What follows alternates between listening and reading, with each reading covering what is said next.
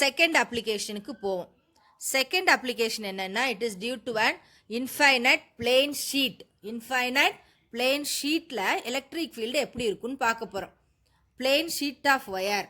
Okay, plane sheet அப்படின்னு சொன்னால் உன்னோட பேப்பர் மாதிரி இருக்கும்னு ஞாபகம் வச்சுக்கலாம். ஒரு பேப்பர் எடுத்துட்டு அந்த பேப்பரில் நம்ம சார்ஜஸ் இருந்தால் எப்படி இருக்கும், அது மாதிரி தான் பிளேன் ஷீட்டில் இருக்குது. அப்போ இதனுடைய காஸ்லா எப்படி இருக்கும், காசியன் சர்ஃபேஸு ஷீட்னா ஷீட்டோட ரெண்டு பக்கமுமே எலக்ட்ரிக் ஃபீல்டு இருக்கும். அப்போ ரெண்டு பக்கமும் எலக்ட்ரிக் ஃபீல்டு இருக்கனால போத் சைட்ஸ் நம்ம கன்சிடர் பண்ணணும். ஓகே, அப்போ நம்ம என்ன செய்வோம், வெறும் small elemental length, elemental area, அதில் லென்த்துங்கிறனால லென்த் வைஸ் எடுத்துக்கிட்டோம். இதில் ஏரியா எடுத்துக்க போகிறோம். அப்போ இதில் ஒரு சின்ன ஏரியா சென்டரில் எடுத்துக்க போகிறோம். போத் சைட்ஸ் எக்ஸிஸ்ட் ஆகிறனால டயக்ராம் எப்படி வரைகிறோன்னு பாரு.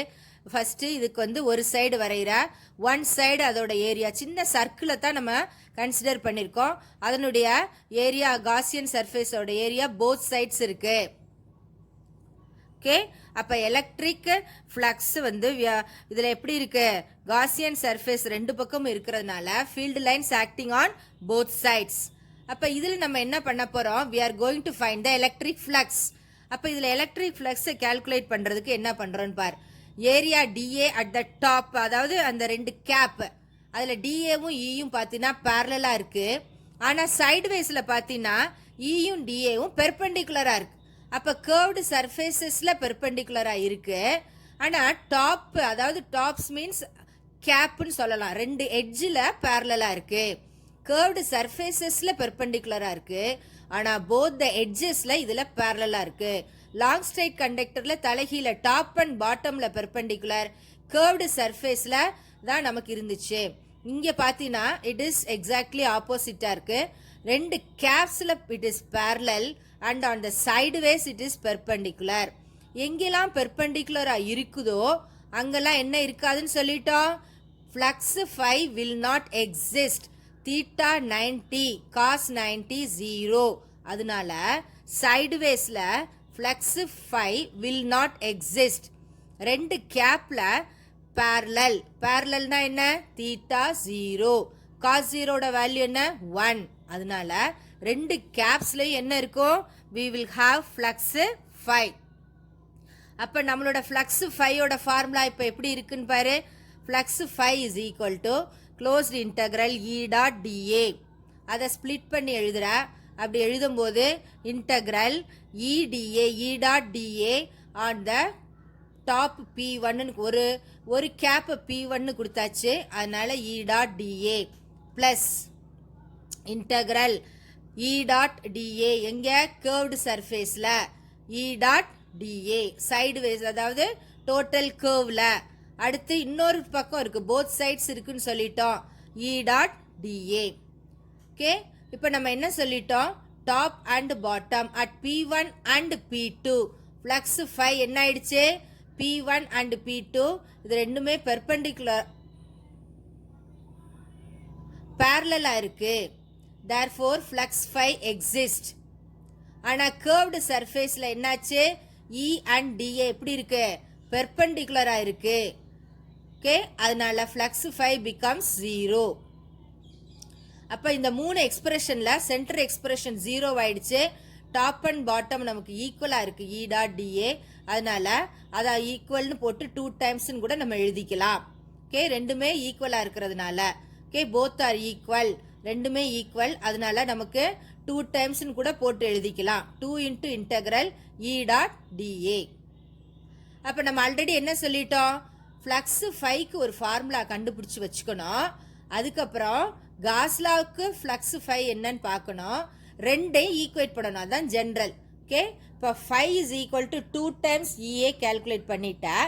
அடுத்து எங்கே போனோம், you have to go to காஸ்லா. இப்போ காஸ்லா படி இந்த பிளேன் ஷீட்டில் என்ன கிடைக்குதுன்னு பார்க்க போகிறோம். காஸ்லாவோட எக்ஸ்பிரஷன் என்ன, flux phi is equal to Q by epsilon naught. இங்கே நம்ம ஏரியா எடுத்துக்கிறோம், அங்கே லென்த் வைஸாக இருந்தனால லீனியர் சார்ஜ் டென்சிட்டின்னு சொன்னோம். இங்கே ஏரியா எடுத்துக்கிறனால இங்கே சர்ஃபேஸ் சார்ஜ் டென்சிட்டின்னு சொல்லணும்.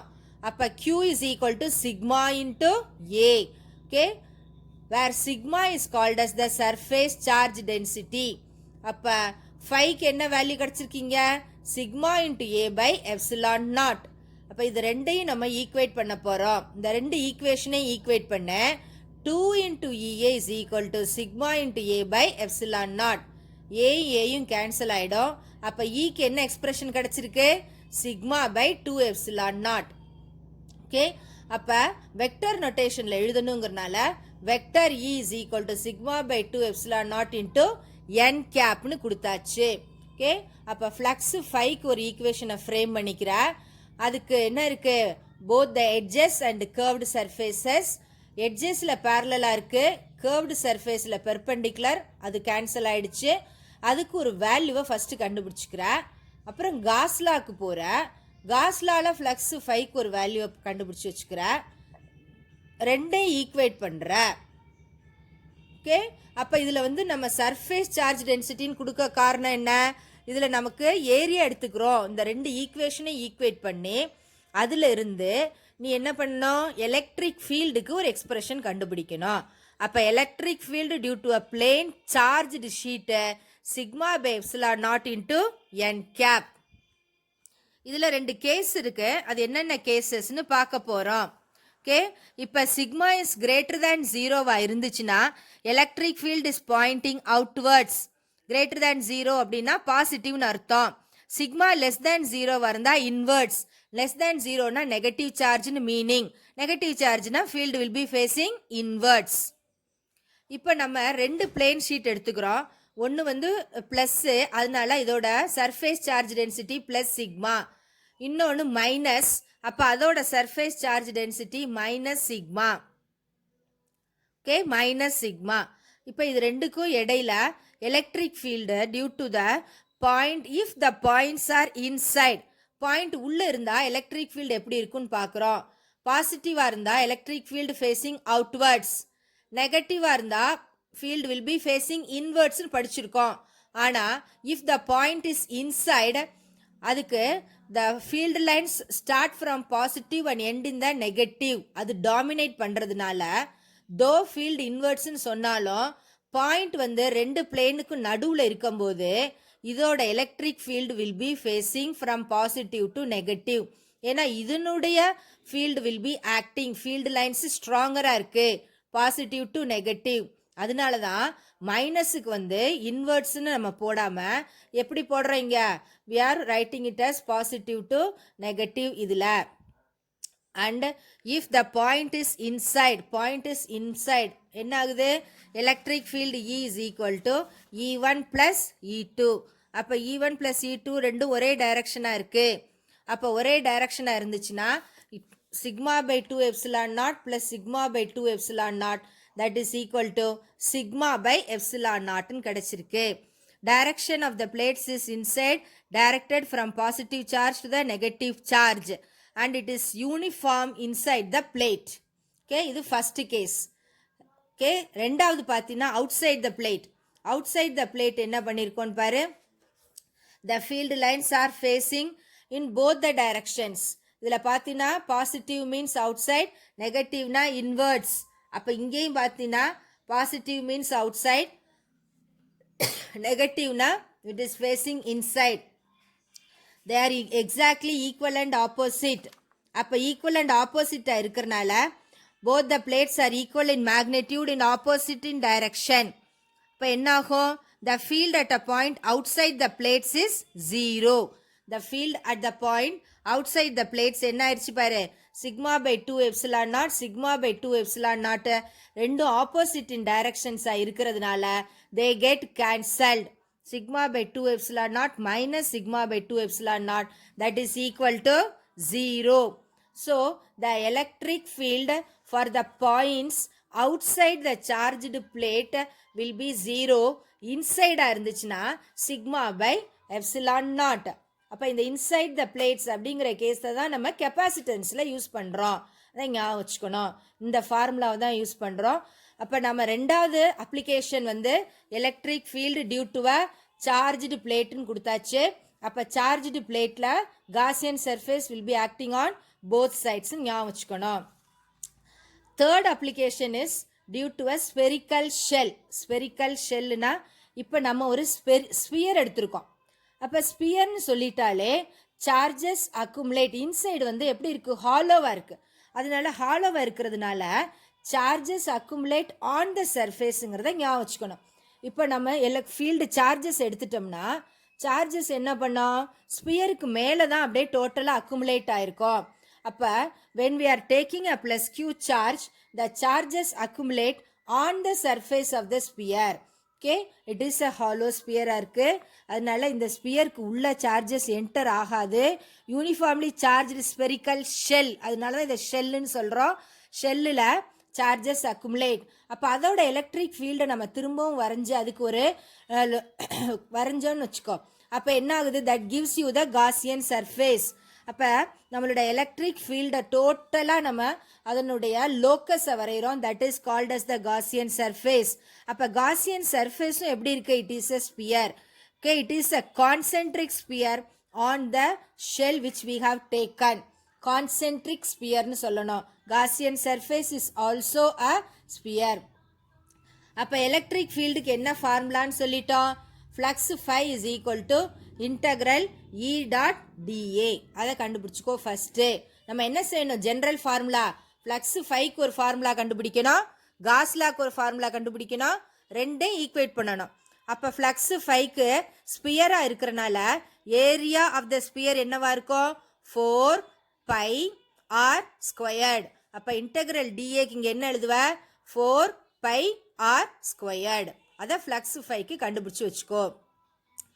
தென் அப்போ நம்ம என்ன செய்யணும், இந்த இது ஆக்சுவலாக எங்கே இருக்குது, our point is outside the shell. Outside the shell point p நம்ம எடுத்துருக்குறோம். இது ஆக்சுவலாக எதுக்காக பண்ணுறோம், அவுட் சைட் த ஷெல், ஷெல்லுக்கு வெளியில் இருக்குது அந்த பாயிண்ட்டை. அதனால தான் இதோட ரேடியஸ் ஸ்மால் ஆர்னு எடுத்திருக்கோம் காசியன் சர்ஃபேஸை. அதனால தான் 4 பை ஸ்மால் ஆர் ஸ்கொயர்டுன்னு இருக்குங்க ஃபார்முலா. அப்போ காஸ்லா படி ஃப்ளக்ஸ் ஃபைக்கு என்ன formula, q divided by epsilon naught. Okay, நம்ம அதில் எல்லாம் க்யூக்கு சிக்மா இன்ட்டு ஏன்னு போட்டோம். ஷெல்லுக்கு எதுவுமே மாற்ற வேண்டாம், டைரெக்டாகவே வச்சுக்கோ. சிக்மா பை எப்சிலான் நாட் இதில் அப்ளை பண்ண வேண்டாம், உங்கள் டெக்ஸ்ட் புக்கில் அப்ளை பண்ணலை, அதனால அப்படியே போட்டிருக்கேன். q by epsilon naught. இல்லாட்டா ஷெல்லாக இருந்தால் சிக்மா ஏ தான் நம்ம போடணும். புக்கில் அந்த நொட்டேஷனே கொடுக்கல, அதனால் 4 pi R squared into epsilon naught. சரியா? அப்போ electric field due to shell வந்து E is equal to Q by 4 pi epsilon naught R squared into R cap. இப்போ என்ன பண்ண போறோம், this is for outside the shell. If the point is on the shell, shell மேலே இருந்தா என்னன்னு பார்க்க போறோம். If the point is on the shell, okay, on the surface of the shell. இப்போ on the surface of the shellனா இது ஒன்றும் பெரிய matter கிடையாது, அந்த படத்தை பார்த்தா தெரியும் உனக்கு. சர்ஃபேஸ் ஆஃப் த ஷெல்லுக்கு வந்து கேபிட்டல் ஆர், வெளியில் உள்ளதுக்கு ஸ்மால் ஆர்னு ஒரு ரேடியஸ் கொடுத்துருக்கோம். அப்போ நம்ம ஆன் த சர்ஃபேஸ்னு கொண்டு வரும்போது capital R is equal to small ஆர்னு போட்டுற வேண்டிதான். அப்போ capital R is equal to small ஆர்னு போட்டுட்டு அந்த ஃபார்முலாவை மாடிஃபை பண்ணி அப்படியே எழுதிரு. திரும்பவும் டிரைவ் பண்ணணும்னு அவசியம் இல்லை, இப்போ தான் டிரைவ் பண்ணியிருக்கோம், அதனால அதே டெரிவேஷன் தான். அப்போ ஈக்கு இப்போ என்ன வேல்யூ கிடைக்குது, vector E is equal to Q by 4 by epsilon naught r squared into small r cap. சரியா? This is on the surface of the shell. அடுத்து என்ன பண்ணணும், inside the shell. Inside the ஷெல்னா ஷெல்லுக்கு உள்ள. அப்போ இன்சைட் த ஷெல் என்ன நடக்குதுன்னு பாரு. இன்சைட் த ஷெல் போயிட்டோம்னா இப்போ உள்ளே போன உடனே என்ன ஆகுது, நமக்கு ரேடியஸ் திரும்பவும் மாறும். வெளியில் வந்து உள்ளே வந்து ஷெல்லுக்கு கேபிட்டல் ஆர், காசியன் சர்ஃபேஸ்க்கு ஸ்மால் ஆர், நம்ம உள்ள ஒரு பாயிண்ட் எடுத்திருக்கோம், அதை ஆர் டேஷ்னு வச்சுக்கிறோம். அப்போ இப்போ நம்ம ஃபார்முலாவை ஜஸ்ட் மாடிஃபை பண்ணி எழுத வேண்டிதான். அப்போ இப்போ எப்படி கிடைக்குதுன்னு பாரு. Our formula E is equal to Q by 4 by epsilon naught small r dash ஸ்கொயர்டுன்னு போட்டாச்சு. ஆனால் நம்ம என்ன சொல்லிட்டோம் already, charges accumulate only on the surface. உள்ளுக்குள்ள சார்ஜே இருக்காதுன்னு சொல்லிட்டோம். அப்போ உள்ளுக்குள்ள சார்ஜே இல்லைன்னா உள்ள ஒரு பாயிண்ட்டை நம்ம எடுக்கும்போது அதில் எலக்ட்ரிக் ஃபீல்டே இருக்காது. That means charges are not inside. Q வந்து உள்ளே இல்லை, க்யூ எங்கே தான் இருக்குது, வெளியில் தான் இருக்குது. அப்போ நம்ம இருக்கிற பாயிண்டில் க்யூவே கிடையாது. தட் மீன்ஸ் ஏன் இ ஜீரோன்னு போடுறோம், க்யூ வந்து அதில் ஜீரோவாக இருக்கிறதுனால, க்யூ ஜீரோவாக இருக்கிறனால electric field inside the surface E equal to 0ன்னு சொல்கிறோம். ஓகே, இப்போ எலக்ட்ரிக் ஃபீல்டு ஆர் டேஷில் வந்து Q கிடையாது, அதனால E சுத்தமாக என்னவாயிடுச்சு, 0 ஆயிடுச்சு. இது ஒரு இம்பார்ட்டண்ட் ரிசல்ட். இந்த ரிசல்ட்டோட அப்ளிகேஷன் தான் electrostatic shielding. Electrostatic shielding is the process where the charges accumulate only on the surface and it is not inside. Okay, அப்போ எலக்ட்ரோஸ்டாட்டிக் ஷீல்டிங்னா என்னன்னு சொல்லிட்டோம். இதில் வந்து எப்படி இருக்குது, எலக்ட்ரோஸ்டாட்டிக் ஷீல்டிங் அப்படின்னா வெளியில் மட்டும்தான் சார்ஜ் இருக்குது, உள்ள சார்ஜஸ் போகாது. ஃபேரடே கேஜ் எக்ஸ்பெரிமெண்ட்டுங்கிறத வச்சு தான் இதை ஃபஸ்ட்டு டெமான்ஸ்ட்ரேட் பண்ணுறாரு ஃபேரடே. சார்ஜஸ் மின்னல்லேருந்து வரக்கூடிய சார்ஜஸ் எல்லாமே அந்த ஃபேரடேஸ் கேஜ்னா ஒரு கேஜுக்கு உள்ளே நம்ம என்ன பண்ணுறோம், சார்ஜஸை வெளியில் அக்குமுலேட் பண்ண வைக்கிறோம், உள்ளே போகலைங்கிறத ப்ரூவ் பண்ணுறார். அப்போ இதை வேறு எதில் நம்ம இதெல்லாம் யூஸ் பண்ணலாம் டே டு டே லைஃப்பில் அப்படின்னு பார்த்தோம்னா, when lightning is accompanied by a thunder, நம்ம கார்லேயோ பஸ்லேயோ போயிட்டுருக்கோம், அப்படி போகும்போது என்ன ஆகுது, சார்ஜஸ் வெளியில் தான் இருக்குது, காருக்கு உள்ளே உட்காந்துருந்தா நம்மளை அதை அஃபெக்ட் பண்ணாது. ஓகே, அப்போ மழையும் இடிமின்னலும் வரும்போது பயந்துக்கிட்டு நம்ம காரை விட்டு வெளியில் வரக்கூடாது, காரை க்ளோஸ் பண்ணிடணும், ஓப்பன் பண்ணக்கூடாது. க்ளோஸ்டு கண்டக்டர் இதில் முக்கியம். க்ளோஸ் பண்ணிட்டு நம்ம உள்ளே உட்காந்துட்டோம்னா மின்னலோ இடியோ நம்மளை தாக்காது. ப்ராசஸ் என்ன, electrostatic shielding. Charges accumulate only on the surface, it will not affect a person sitting inside. அதை ஞாபகம் வச்சுக்கணும். ஓகே, அப்போ this electrostatic shielding is a very important application level question. இப்போ we have come to the end of this session. இதில் வந்து cos law and it's applications கொடுத்துருக்கோம். Very